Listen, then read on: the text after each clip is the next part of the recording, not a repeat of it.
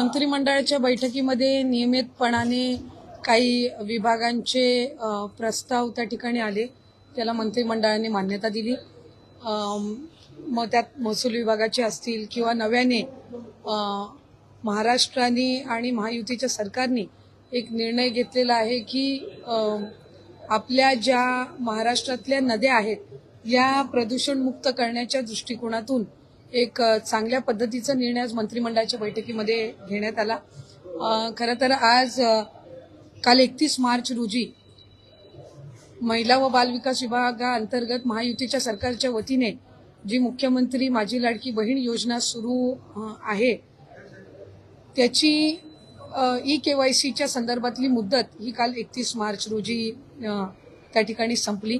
पण काही निवेदनं आमच्याकडे प्राप्त झालेली होती, काही त्या संदर्भातल्या ई-केवायसीच्या संदर्भातल्या काही तक्रारी म्हणजे आम्हाला आणखीन त्याच्यामध्ये थोडी मुदत मिळावी, काही ठिकाणी काही यामधल्या कालावधीमध्ये गारपीट असेल किंवा त्याच्या आधीच्या कालावधीमध्ये काही ई-केवायसी करण्याच्या काही जणींच्या राहिलेल्या होत्या। या सगळ्या याच्यामध्ये खरं तर पहिली ई-केवायसीची प्रक्रिया ही साधारणपणे सप्टेंबर 2025 मध्ये सुरू झाली आणि ती पहिल्यांदा 2 महिन्याच्या कालावधीसाठी सुरू करण्यात आलेली होती आणि 2 महिन्याची मुदत ई-केवायसी साठी सर्व लाडक्या बहिणींना देण्यात आलेली होती।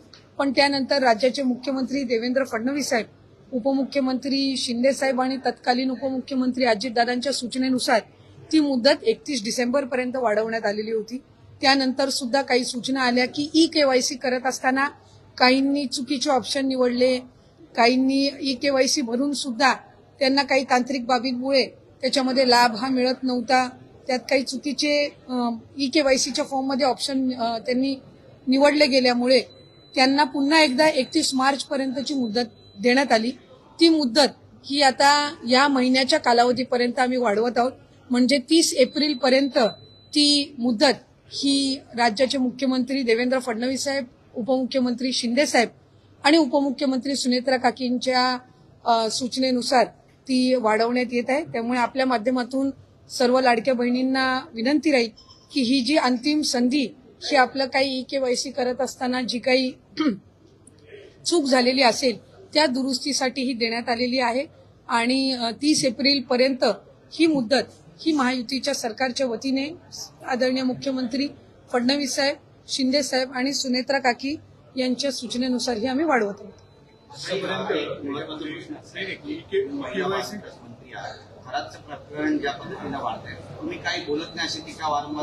नाही, खरं तर ही टीका अतिशय दुर्दैवी आहे, कारण मी ज्या वेळेला हे प्रकरण झालं त्यावेळेला सर्वात पहिले या संदर्भातले प्रतिक्रिया देणारे जे काही मोजकी जण होती त्याच्यातली मी एक होती। या अतिशय घृणास्पद आणि निंदनीय प्रकार आहे आणि याचं समर्थन किंवा या संदर्भामध्ये वेगळी काही भूमिका घेण्याचं काही कोणाचाच दृष्टिकोन किंवा त्याबद्दल काही हे असावी अशाचं काही कारण नाही। मी त्यावेळेलाही स्पष्टपणाने म्हटले होते की राज्याचे मुख्यमंत्री देवेंद्र फडणवीस साहेबांनी त्या संबंध प्रकरणामध्ये एक SIT स्थापन केलेली आहे, त्याचा संपूर्ण जे काही त्या SITचे जे इन्चार्ज आहेत त्या एक महिला अनुभवी पोलीस अधिकारी त्या ठिकाणी दिलेले आहेत आणि जी राज्याचे मुख्यमंत्री देवेंद्र फडणवीस साहेबांची भूमिका आहे त्यांच्या मंत्रिमंडळातलीच मी एक सदस्य आहे। त्याच्यामुळे जी मुख्यमंत्र्यांची भूमिका तीच मंत्रिमंडळातली मंत्री म्हणून ही त्या ठिकाणी माझी भूमिका।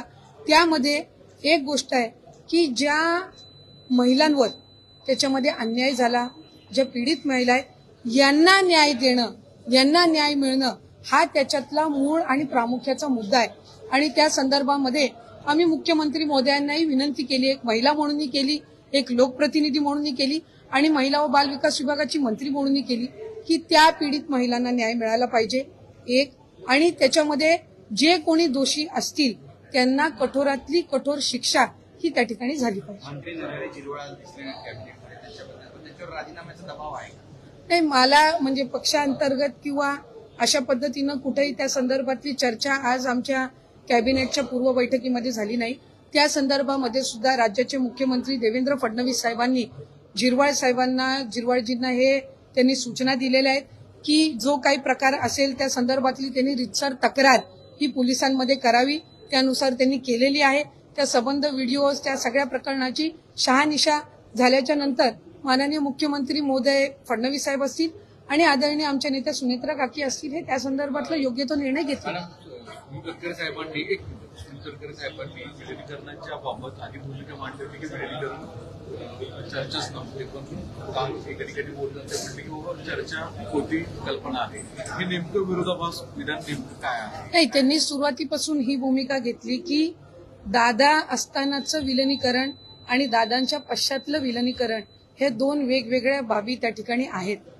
सुरुवातीच्या कालावधीमध्ये जो काही संबंध आवाज करण्यात आला विलगीकरण दादांची शेवटची इच्छा, त्यावेळेला खऱ्या अर्थानं दादांचा झालेला अपघात त्या सगळ्या संबंध परिस्थितीमध्ये लगेचच विलगीकरणाची जी चर्चा सुरू झाली त्याच्यातून एक संभ्रमाचं वातावरण हे त्या निमित्ताने झालं.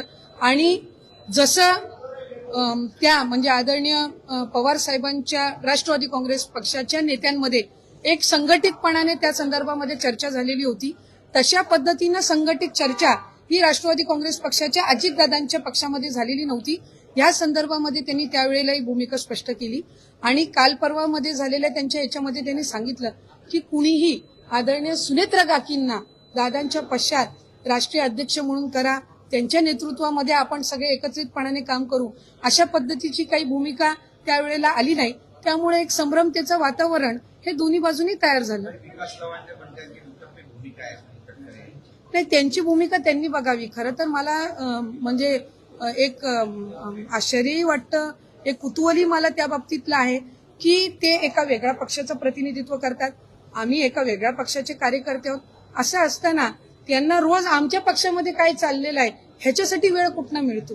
त्यांनी त्यांच्या पक्षाची जी संघटना आहे ह्याच्याकडे जास्ती लक्ष द्यावं. आम्ही आमच्या पक्षाच्या संघटना वाढीसाठी सुनेत्रा काकींच्या आम्ही नेतृत्वाखाली काम करत आहोत. या उलट माझी त्यांनाही विनंतीपूर्वक सूचना राहील की आपण जर बघितलं तर स्थानिक स्वराज्य संस्थेच्या निवडणुका, मग त्या महानगरपालिकेच्या असो किंवा जिल्हा परिषदेच्या असो, आदरणीय आमचे नेते अजितदादा हयात असताना काही जिल्ह्यांमध्ये राष्ट्रवादी काँग्रेस पक्षाचे दोन्हीही कार्यकर्त्यांनी एकत्रितपणाने लढवलेली आहे.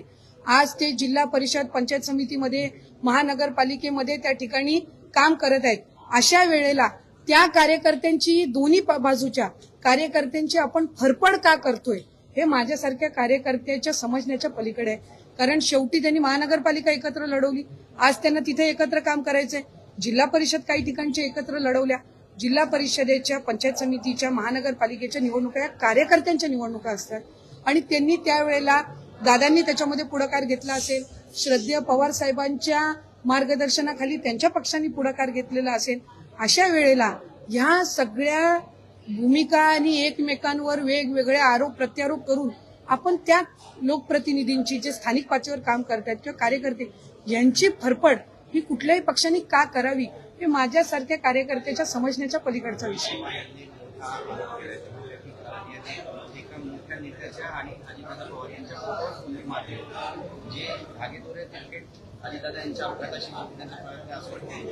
खरं तर हा महाराष्ट्र पुरोगामी महाराष्ट्र म्हणून ओळखला जातो, विकसित महाराष्ट्र म्हणून ओळखला जातो. खरातांचं झालेलं प्रकरण हे अतिशय निंदनीय आहे, एकदम निंदनीय. त्याचं समर्थन किंवा त्याची बाजू किंवा काय हे कोणीही कुठल्याही बाजूने घेण्याचं काही कारण नाही.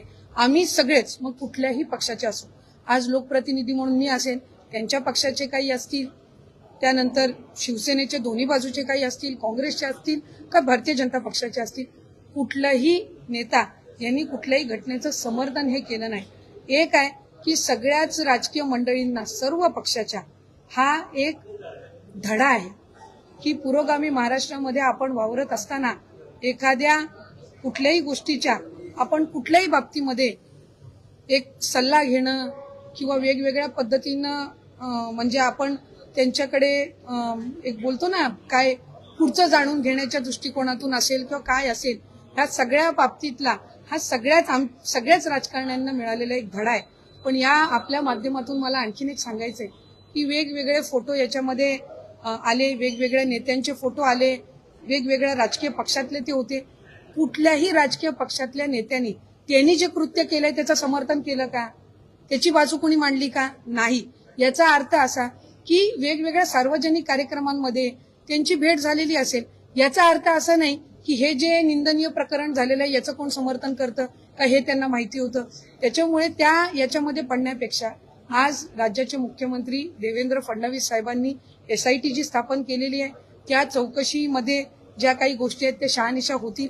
आज बघितलं कोणी महिला कुठल्याही पक्षाचे असो कुठल्याही यांच्यावर आरोप करत आहेत. कोण रश्मी वहिनींचं नाव घेतं, कोण इथं नीलमताईंचं नाव घेतं, कोण माझ्याही संदर्भामध्ये मी भूमिका स्पष्टपणाने मांडत नाही ह्या संदर्भामध्ये नाव घेतं.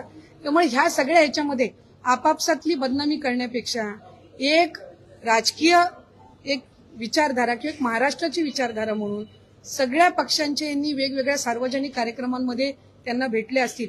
याचा अर्थ असा होत नाही की या निंदनीय घटनेची कोणाला माहिती होती किंवा हा जो प्रकार सगळा ह्याबद्दल कोणाला माहिती होती.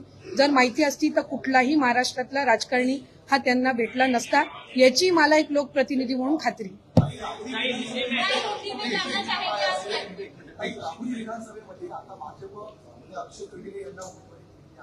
राष्ट्रवादी शरद पवार गटातून या ठिकाणी आता उमेदवार देण्याची तयारी आहे. मात्र अशी चर्चा सुरू झाली की अजित पवार गटातून देखील राष्ट्रवादीला त्या ठिकाणी सपोर्ट केला नाही. मी अशा पद्धतीची कुठली चर्चा ऐकलेली नाहीये. आम्ही महायुतीमध्ये आहोत. त्यामध्ये भारतीय जनता पक्ष, राष्ट्रवादी काँग्रेस पक्ष, अजितदादा आणि त्याचबरोबर शिवसेना एकनाथ शिंदे साहेबांच्या नेतृत्वाखाली आणि आणखीन आमचे घटक पक्षही आहेत. ही महायुती आहे. जशी बारामतीची पोटनिवडणूक आहे ज्याच्यामध्ये आदरणीय सुनेत्रा काकी त्या राष्ट्रवादी काँग्रेस पक्षाचे उमेदवार जरी असल्या तरी त्या महायुतीच्या उमेदवार आहेत ज्याचा उल्लेख आदरणीय फडणवीस साहेबांनी केला. तशाच पद्धतीनं राहुरी ही महायुती म्हणून त्या ठिकाणी आम्ही लढवण्याच्या दृष्टिकोनातून पावलं उचलतो. दोन गंभीर आरोप केलेले आहेत. एक म्हणजे नरेश अरोरांबाबत की नरेश अरोरांच्या सल्ल्यानुसार काही आमदारांचं निगेटिव्ह मार्किंग अजितदादांकडे तिकीट कापण्याचा प्रयत्न अरोरांनी केला होता. दुसरा गंभीर आरोप असा आहे की भाजपसोबत त्यांच्या हात मिळवली होती म्हणून कमी जागा पदरात पाडण्याची सल्ला त्यांनी नाही. मला असं वाटतं की अमोलजी हे आमचे सहकारी राहिलेले आहेत.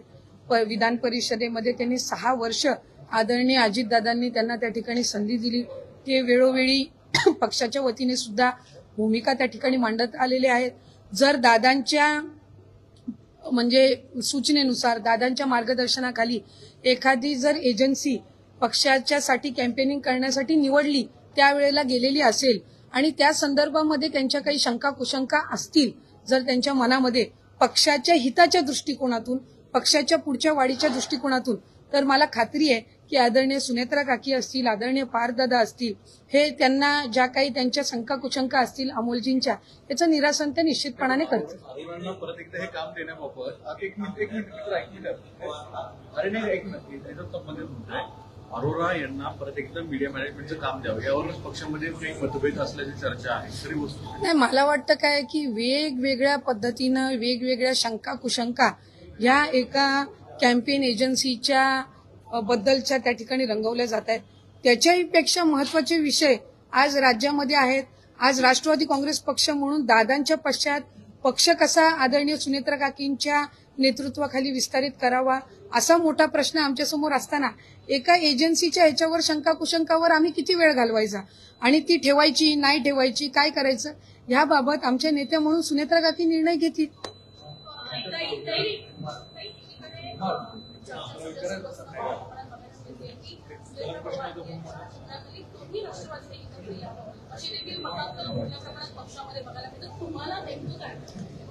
आम्ही सगळेच जणांनी सुरुवातीपासून ही भूमिका ठेवली की आदरणीय अजितदादांच्या पश्चात आदरणीय सुनेत्रा काकींनी राज्याचे उपमुख्यमंत्री म्हणून आणि त्याचबरोबर राष्ट्रीय अध्यक्ष म्हणून त्या ठिकाणी जबाबदारी स्वीकारावी. आम्ही सगळ्यांनी मिळून त्यांना विनंती केली.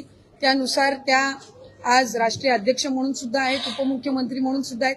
त्यांच्या नेतृत्वाखाली आम्ही काम करत आहोत आणि उद्याच्या घडीला जर त्या संदर्भामध्ये जो काही निर्णय घ्यायचा असेल हे सगळे अधिकार आम्ही आदरणीय सुनेत्रा काकींना दिलेले आहेत. आमची भूमिका इतकीच आहे की आम्हाला सुनेत्रा काकींच्या पाठीशी ठामपणाने कार्यकर्ता म्हणून उभं राहायचंय आणि कार्यकर्ता म्हणून उभं राहत असताना तो पक्षाच्या हिताचे त्या ज्या काही निर्णय घेतील त्याच्यामध्ये आम्ही सगळेच जण त्यांच्या पाठीशी आहोत.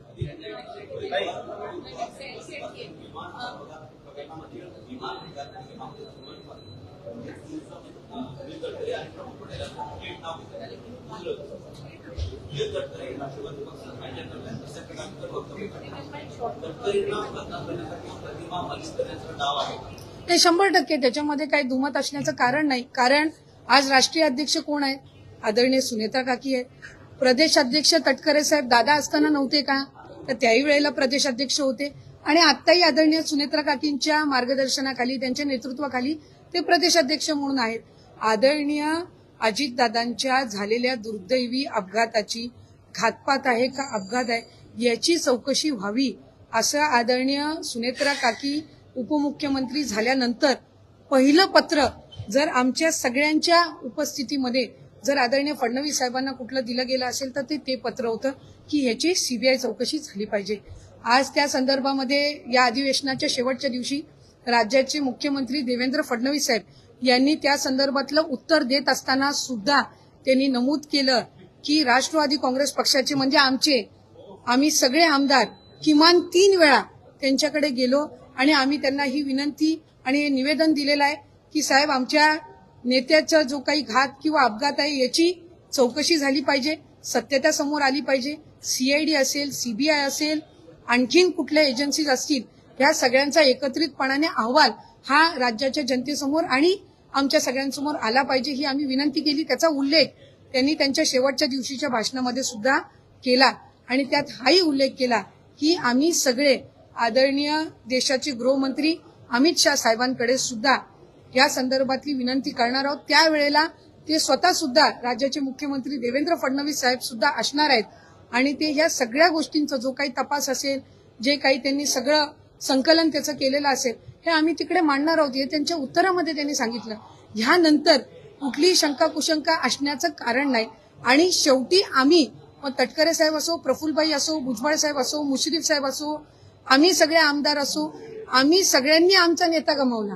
ज्या नेत्यावर आम्ही विश्वास ठेवून ज्याच्या पाठीशी आम्ही सगळ्यांनी त्या ठिकाणी उभं राहून आम्ही विधानसभेची निवडणूक लढवली, आम्ही सगळे निवडून आलो, ज्यांच्या सोबत आम्ही आमचं राजकीय भवितव्य आणि वैयक्तिकरित्या सुद्धा ज्यांच्यासोबत आम्ही जुळलेलो गेलेलो आहोत, यांच्या जो काही अपघात झाला याचा तपास व्हावा ही कळकळीने आमची आहे. पण आम्ही रोज ते माध्यमांसमोर बोलत नाही कारण आम्हाला खात्री आहे की देवेंद्र फडणवीस साहेब असतील, आदरणीय पंतप्रधान नरेंद्र मोदी साहेब असतील, अमित शाह साहेब असतील, हे अजितदादांच्या या सबंध मृत्यू संदर्भामध्ये घात अपघात जे काही असेल याच्यामध्ये न्याय देण्यासाठी ते कुठेही कमी राहणार नाहीत आणि सुनेत्रा काकी सुद्धा न्याय घेतल्याशिवाय राहणार नाही. नाही त्या संदर्भातली माझ्याकडे माहिती नाही, तर जी माहिती नाही त्या संदर्भातलं भाष्य मी या ठिकाणी करणार नाही.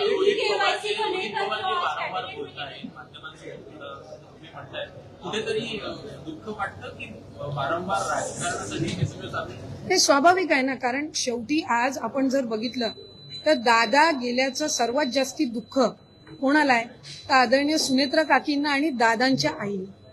त्या पश्चात सुद्धा आदरणीय सुनेत्रा काकींनी राष्ट्रीय अध्यक्ष म्हणून राज्याचे मुख्यमंत्री उपमुख्यमंत्री म्हणून जबाबदारी घेतली. आम्हाला सगळ्यांना सावरून ते दादांचं स्वप्न पुढे नेण्याचं काम करत आहेत आणि अशा सगळ्या वेळेला आरोप प्रत्यारोप करून खोटे आरोप करून सारखं त्यांना ह्या सगळ्या आदरणीय सुनेत्रा काकींच्या नेतृत्वाखालच्या असणाऱ्या राष्ट्रवादी काँग्रेस पक्षाला ह्या चौकटीमध्ये किंवा सारखं त्यांना विनाकारण ज्या कुठल्या वेगवेगळ्या आरोपांचा यांनी त्यांना घेरून उत्तर द्यायला लावणं हे काही आमच्यासारख्यांना ते काही योग्य वाटत नाही. बाकी ते त्यांची भूमिका मांडत आहेत, ते त्यांनी काय मांडावी तो त्याचा प्रत्येकाचा वैयक्तिक अधिकार आहे. आमची भूमिका ही आहे की आदरणीय सुनेत्रा काकींच्या नेतृत्वामध्ये एक कार्यकर्ते म्हणून आम्ही अजितदादांचा हा पक्ष हा अधिक कसा बळकट होईल यासाठी काम करू. आज की कैबिनेट मीटिंग में जो है क्या कुछ महत्वपूर्ण निर्णय लिए गए ई केवाईसी को लेकर क्या? नहीं, ई केवाईसी पहले हमने शुरू की सितंबर 2025 में. वो सितंबर 2025 से नवंबर तक 2 महीने के लिए ये पहले उनको पूरा जो 2 महीने का उनको समय दिया गया था. उसके बाद आदरणीय मुख्यमंत्री देवेंद्र फडणवीस सर, उप मुख्यमंत्री एकनाथ जी शिंदे सर और हमारे उप मुख्यमंत्री अजित दादा के मार्गदर्शन में उनके सूचना अनुसार फिर उसको 31 दिसंबर तक हमने एक्सटेंशन दिया. उसके बाद जो भी महिलाएं या लाडली बहनाएं हैं जिन्होंने KYC करते समय कोई गलत ऑप्शन चुना या कोई ऑप्शन चुनने का उनसे रह गया, उनके लिए 31 मार्च तक हमने वो एक्सटेंशन दी और आज वो एक्सटेंशन जो है वो हम 30 अप्रैल तक आदरणीय मुख्यमंत्री महोदय दोनों भी हमारे उप मुख्यमंत्री महोदय उनके सूचना में उनके मार्गदर्शन में दे रहे हैं। इसमें एक सवाल ये है कि चुनाव होने जा रहा है और उसके लिए कांग्रेस ऐसा कर रही है कि अगर एनसीपी वहाँ उम्मीदवार नहीं देगी तो हम चुनाव वहाँ पर लड़ने के लिए तैयार हैं। आपको क्या लगता है कि चुनाव के दोनों जगह निधन होगा, ऐसा नहीं होगा? नहीं, इस राज्य की एक परंपरा रह चुकी है। आप अगर देखें तो आदरणीय अजीत दादा का जब निधन, दुखद निधन या हादसे में निधन हुआ तो पूरा महाराष्ट्र जो है उसमें दुख का वातावरण था। सारे पक्ष के जो नेताएं हैं उनके साथ पिछले 30-35 सालों से अजीत दादा के बहुत अच्छे घनिष्ठ संबंध रह चुके हैं और एक महाराष्ट्र की परंपरा है कि जब भी एक ऐसे दिग्गज नेता का दुखद निधन होता है तो उनके पश्चात जो चुनाव होता है उसमें हम कुछ न कुछ, मतलब ये सब जो हमारी परंपरा, राजनीतिक परंपरा रह चुकी है, उसमें हम कुछ कंसिडरेशंस करते हैं और उनके जो आदरणीय शरद चंद्र जी पवार साहब के नेतृत्व में भी जो राष्ट्रवादी है, उनके जो नेता है आदरणीय जयंत पाटिल साहब हो, सुप्रिया ताई हो या उनके प्रदेश अध्यक्ष शशिकांत जी हो, उन्होंने पहले से ही ये भूमिका रखी है कि हम वहाँ पे उम्मीदवार नहीं देंगे, हम सुनेत्रा काकी के खिलाफ उम्मीदवार नहीं देंगे। और हमारे जो प्रदेश के अध्यक्ष तटकरे साहब हो, प्रफुल्ल भाई हो, उन्होंने ये भूमिका रखी है कि वो भी स्वयं शिवसेना हो, मतलब उद्धव बाला साहेब ठाकरे गठ की, या कांग्रेस हो, उनके पास वो भी रिक्वेस्ट करेंगे कि ये सुनेत्रा काकी का जो चुनाव है वो बिन विरोध हो, उसमें ज्यादा कुछ ऑपोजिशन या उनके खिलाफ कोई चुनाव ना लड़े।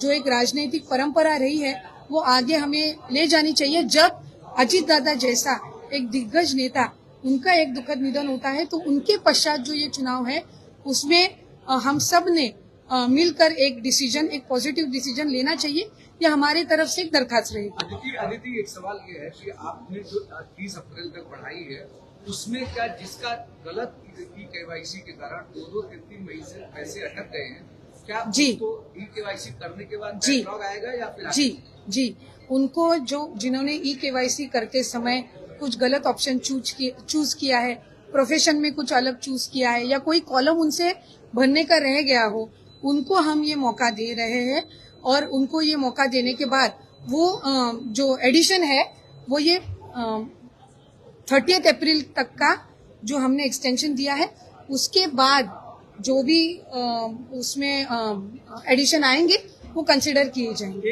एक सवाल और है संजय राउत जो है उन्होंने ट्वीट किया है, जैन मुनि जो है महारानी तारा रानी जो है जैन की, ऐसा उन्होंने स्टेटमेंट किया है।